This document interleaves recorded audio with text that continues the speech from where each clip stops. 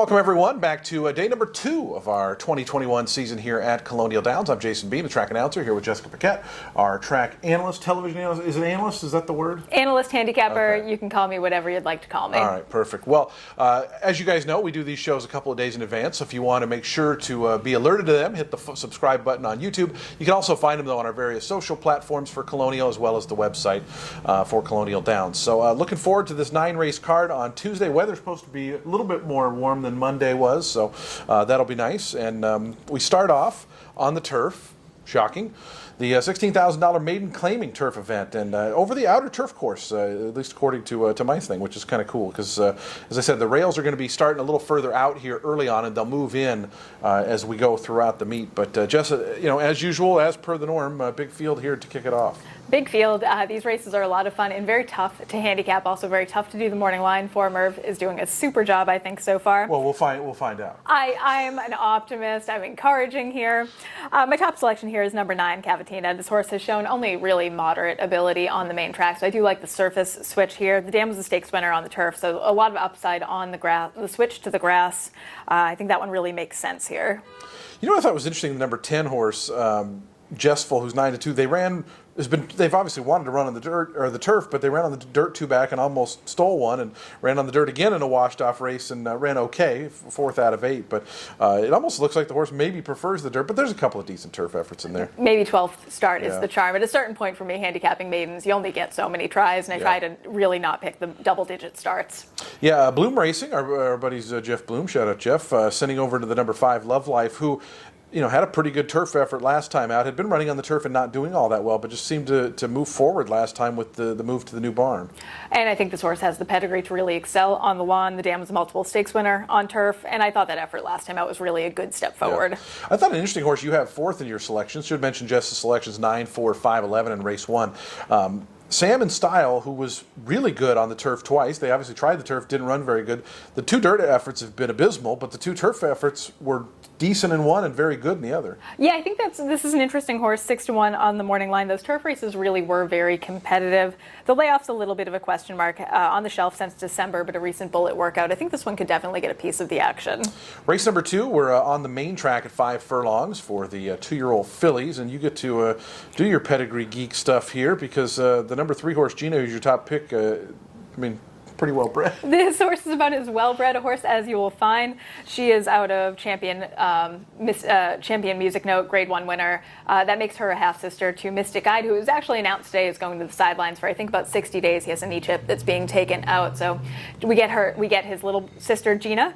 I also really enjoy a single human name for a horse. I mean, there's something really charming about that. But big standout on pedigree alone. I'm really looking forward to seeing her in person. Some nice pedigrees in here. Musique for Dars right inside. It is now baby that Arnaud Delacour with a first-time starter in there. Dallas Stewart with a first-time starter in there. The Mermaid Dallas' horse 5-1 I thought was pretty interesting. The Nyquist son way out on the outside. I mean, all of those Nyquist babies do is really run. So I think that one really makes a lot of sense. You did throw in the 5 and the 6 both as underneath type first-timers. Was there anything in particular about those ones you liked? Number 5, Luella Street, I think has a terrific female family. The dam's actually a full sister to Lethal Heat, a multiple Grade 1 winner, a really precocious horse as well. So I think this one could really hit the ground running. The Jessica selections for race number 2, 3, 2, 5, and 6. Race number 3, we are back on the turf. $10,000 non-winner of 2 Life. And we mentioned this a little bit on yesterday's show, but lower level non-2 horses, they get stuck at this condition for a little while, and sometimes it's tough for them to get out of it, right? I know you went with the number 9 Bourbon Gal, who has been at the non-2 for a little while, but man, has been knocking on the door. Yeah, she looks like she's at least trying to get that second win. One of my big handicapping rules, and I do break it on occasion, but I really try not to pick horses that look stuck at non-winners of 2 level. I think of all the conditions, this is the one where horses can really kind of stall out and spin their wheels. But Bourbon Gal, I mean, 2 heads away from a couple of wins here. She's been running so well. She's so consistent. I think she can get the job done here for sure. The Charlestown Shippers haven't done as well here. I did see that you put the number 2 Conga in Paris as your number 2 selection, but kind of maybe going with that trend of one that broke through and got the win and maybe now can move forward. And this horse did run good on the turf in debut. Yeah, I think this horse has some turf ability, certainly some turf pedigree. And again, first try against winners, I'll always take a horse that has some momentum coming into a race. Small barn, but 2 for 4. on the year, and this is obviously one of the two. But Jess's selections in race 3, 9, 2, 7, and 10. Race number 4, if I scroll a little faster, that's one thing with these big fields. You got to do a hell of a lot of scrolling. Sure. I always keep going through and being like, did I miss one? Yeah. 5 furlongs on the turf. This is a Virginia restricted maiden 2-year-old event, so obviously a shorter turf sprint. We have 5s and 5.5 here, obviously because of having the outer turf course. So where did you go here? You went down toward the inside. I went to the inside with number 1, Captain Candy. Good effort last time out, showed some speed, then kind of packed it in. This is a horse you have to wonder if he moves up with Lasix. And I know the Lasix is a controversy discussion, but we're running with it here, and I think he does move up with the Lasix. And I think the surface switch with his pedigree, it's by imagining a Son of Giants Causeway out of a Candy Ride mare. The turf makes sense. I think if he shows that kind of speed on the turf, he'll be a top contender from the inside. The number 6 horse, a lot like Christmas, you also included in your second selection. This one certainly has an experience edge over pretty much everybody in the field, having run twice. And the last time at least showed speed before fading, and the fade wasn't as bad. It just seemed like an altogether better effort second time out. But this is first time grass. First time grass, son of More Than Ready. That's enough for me at 8-1. Yeah. The horse toward the outside, number 10, or actually on the outside, Rolled M Bones is 15% for Ollie Figgins' first-time starter, so I would think that one might get a little attention just based off that stat. I know sometimes it seems like people rely on these first-time starters. If it's not pedigree, it's the trainer and their win percentage early, and a lot of times how much they cost will kind of change how much they get bet. And sometimes I like those ones that are really super high priced, but are for barns that don't necessarily hit because people just bet them because they paid $300,000 for them. Sure, but that's a context thing too. Like $300,000 is a lot of money, of course. But sometimes you see these horses with these really impressive pedigrees, and if they only sold for $300,000 or so, you kind of go, I wonder if they were a bargain. Yeah. 1 mile on the turf for race number 5 as we kick off the late pick 5, one of the more popular sequences and bets that we have here. And you again went toward the outside here. Kickin' Boy at 12-1 for Neil Morris. He claimed this horse 2 back for 5.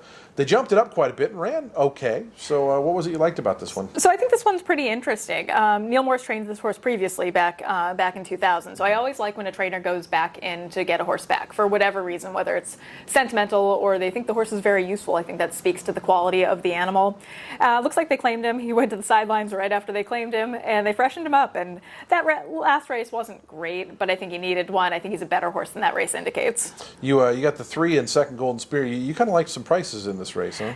Take a swing. Why not? I'd rather be wrong with a couple of long shots than just pick chalk all day. Well, you have Lucky Ramsey's the favorite in here, or one of the favorites, I guess, and cutting back in price, but two back at this level was a contender. So I mean, certainly one that merits consideration. But I didn't see any strong favorite like Cluntia's speed, sure, but again at this level has been getting caught. I think this is a really wide open race for sure. Yeah, wide open race. I mean, I'm always shocked when people say anybody can win this, and then they pick the favorite. Like, wait a minute. You just told us that that one's vulnerable, so you're going to take the shortest price. Race 5 for Jess, 11, 3, 6, and 1. Race number 6, I was excited to see that you picked the horse that you did, the number 5, Palio.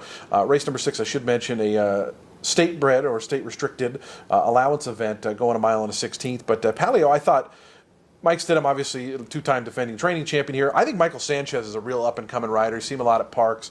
He did come down here a little bit last year, but I thought this horse put itself in a nice position last time, just kind of got out-kicked, but also got drifted a little bit, I think. But I thought a big player in here, even though a shortish price. I think this one looks really well meant. And I also went down the pedigree query rabbit hole a little bit, looking up this horse's pedigree. Out of a half-sister to Grade 1 winner for Secrets from the family of Silver Bullet Day. Remember her? She was really cool back in the 90s now because we're old. I think this horse really looks like a nice horse.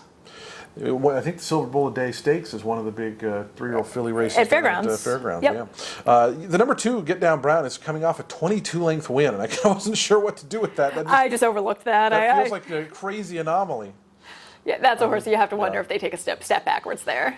I talked on yesterday's show a little bit. We talked about the jump races. Of course, races 1, or the pre-races at Colonial on Mondays are going to be jump races. They're non-wagering events. But we have a horse in here, Talaga Bay, who's 4-1 on the line, who was running against flat runners and doing well, lost the Burnell to Largent, who came back to win the Fort Lauderdale Grade 2 and was second in the Pegasus World Cup Turf, and then was third in the Star Alliance, and then they made the switch. Like, to me, I was just like, wow, they have a really good, decent form horse right now. Why are they switching to the jump races? But I guess you become a maiden again, so that's one of the reasons why. But you do. Can a horse make the move from jump to... Absolutely. I think if you're looking at this horse's 2 races over hurdles, one was okay, and one didn't go so hot. And you have to try, and I think see if the horse has some ability over fences. I wonder if they go back over fences with this horse. Maybe he needs a confidence boost after the last race really didn't go so well for him. But yeah, I think you can go the switch back and forth. For me, I take it like the same handicapping angle going from a route to a sprint, where they're going to be a little fitter, a little bit more conditioned, and have kind of a deeper bottom to them than a typical flat horse would. You did throw in the 7 Gospel Way, who is a Woodbine shipper, comes in for Phil Schoenthal, of course, is a Maryland-based trainer in general. But this one, they obviously thought and did have some pretty good promise early on in the career as a 2-year-old. 3-year-old debut wasn't great, but interesting the horse ends up here and obviously not in for a tag. I'm giving this one the benefit of the doubt off of that last race. I think that maybe he needed one off of a layoff. Kind of an interesting horse. He's run okay on turf, primarily on synthetics, but I think certainly one to throw on my ticket. Jess's picks in race number 6, 5, 7, 1, and 2. The 7th race on the card, a stakes event, and $75,000. This is an awesome race. I'm so pumped for this one. This one's great. On the dirt, there's a lot of, I thought, horses that made a lot of sense.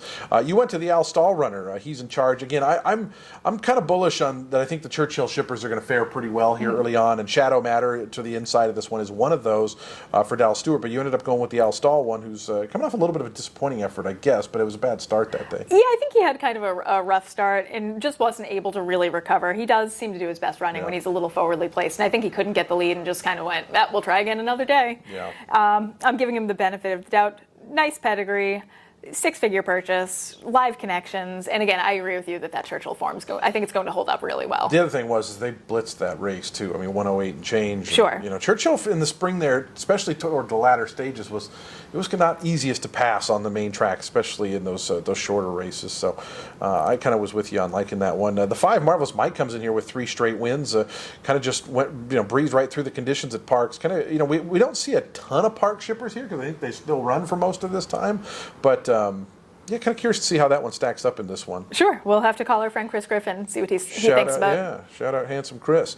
The Ride of a Lifetime on the outside coming off a nice win at Churchill. This one did close from off the pace. Got a pretty strong half mile to close into, but that was a sensational effort for this one. Yeah, and he was great in stakes place as a 2-year-old and looks like just a quality horse top to bottom.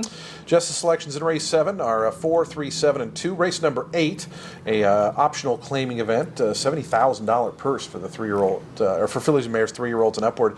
And you went to the number 3 Tuned for our buddy H. Graham, and coming out of the Mint Julep Stakes, it was 4th in the very one. This one's been competing against some pretty nice animals. She was cut out to be a world-class sort of racehorse. Her dam is Zagora, who won the Filly and Mare Turf, was the Eclipse Award winner back in 2012. She didn't quite turn out to be a true world beater yet in her career, but this one's been knocking heads with really nice graded stakes competition. Gets a little class relief here. This is a tough field, no question, but I think she might be a little cut above. I did see you put La Babia the 10 in your top. Michael Matz, we were talking about, obviously you win the Kentucky Derby. And, Olympian Michael Matz. Olympian Michael Matz. But, smaller barn these days and not having the best of years. Kind of curious your thoughts on La Babia. She's just too consistent to leave off of a ticket. She's one that shows up every time. This is a tough field for sure, but I think she can definitely maybe ruin someone's superfecta. Jess's picks in race 8, 3, 2, 10, and 7. And we wrap up the card with race number 9. Non-winners of 2, 10,000. So, kind of the bottom non-2, which we talked about earlier being a little bit of a tricky race. But, and I think your pick maybe illustrates that's possible because you went with a little bit of a price here in Dreaming of Seville. Yeah, I think this is one of those races where you could go in a number of directions. None of these horses at this point have shown that they are, winning machines just yet. This one... he's had a couple of he breaks my rule about wanting a non-winners of 2 horse kind of coming out of a maiden win or had broke their maiden this year. Even, he's hit the board once from 5 starts this year. But his race 2 back at Tampa, that was a good race. I'm kind of hoping he can run back to that sort of performance. But again, wide open race here. You have to go a few deep, I think, if you're playing a multi-race. I mentioned yesterday, trainer Madison Myers, not a barn I was familiar with, but has this horse Manly Cross, who was a winner last time out, and obviously coming up into to non-winner of 2 Land. But that was off of a long 2-year layoff. You have to figure something was amiss, but obviously came back in good form, and maybe the rest and everything did this horse good. I saw you also put in the 8 Hypnotist, who makes sense. Grace LeBar for Arch Kingsley Jr. Kind of just class drop angle, right? I mean, maiden win came at Colonial. Coming off of the layoff, we'll see how he does off the bench, but this barn is live off of that kind of layoff. There was only 50 winners at Colonial last year, and this was one of them. So, and actually, Grace LeBar, who's on board, was on board that day. Grayson got off to a pretty fast start at Colonial last year before the pandemic knocked the meet out. So curious to see if she can pick that up. She still has her apprentice allowance. Anyways, Justice selections 3, 8, 5, and 6. So that is going to wrap up the preview for this Tuesday edition of Racing at Colonial Downs. Again, racing Monday, Tuesday, and Wednesday. First post at 1:45 p.m. We'll see you guys out at the races. Good luck today.